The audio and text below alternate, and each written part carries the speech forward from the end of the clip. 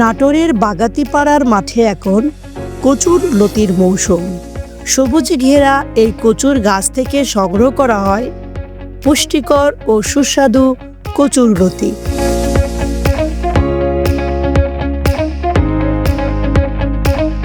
কচুর লতিতে রয়েছে প্রচুর পরিমাণে vitamin A, B, C, calcium, iron ও ফাইবার।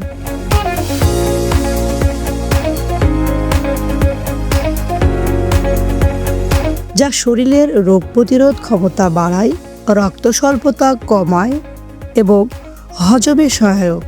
মাঠ থেকে সংগ্রহের পর কচুর লতির কিছুটা আঁশ ছাড়িয়ে ছোট ছোট করে কেটে নিতে হবে।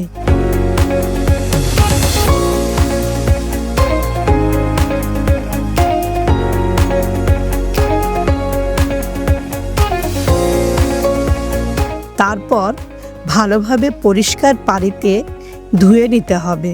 এবার রান্নার জন্য যেসব মশলা লাগবে: পেঁয়াজ কুচি, রসুন কুচি, পেঁয়াজ বাটা, রসুন বাটা, আদা বাটা, কাঁচামরিচ, হলুদের গুঁড়া, ধনে গুঁড়া, জিরার গুঁড়া, পাঁচফোড়ন গুঁড়া, তেজপাতা, পরিমাণ মতো লবণ। প্রথমে পরিমাণ মতো তেল গরম হলে তাতে পেঁয়াজ কুচি, রসুন কুচি দিয়ে ভালোভাবে ভেজে নিতে হবে।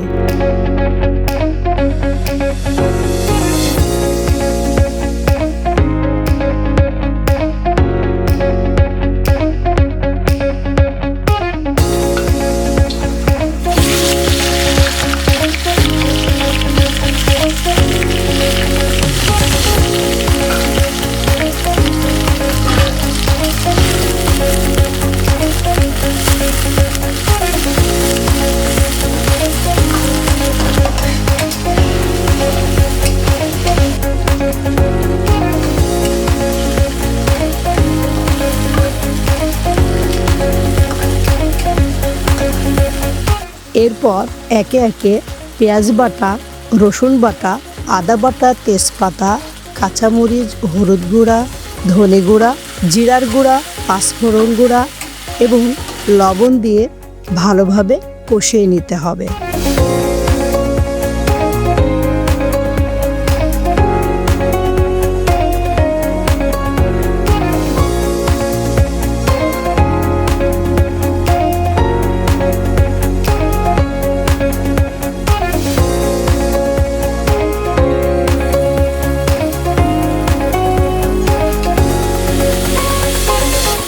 মশলা ভালোভাবে কষানো হলে কচুর লতি দিয়ে দিতে হবে।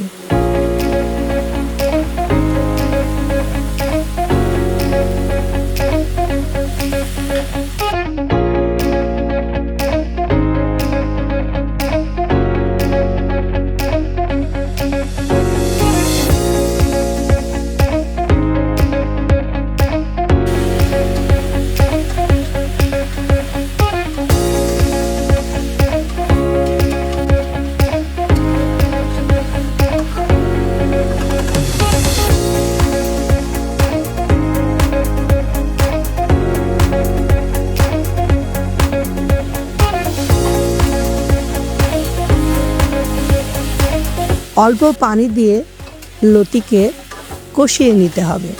চাইলে এই সময় মাছের টুকরাও দিতে পারেন, তবে চিংড়ি মাছ দিলে স্বাদ আরও বেড়ে যায়।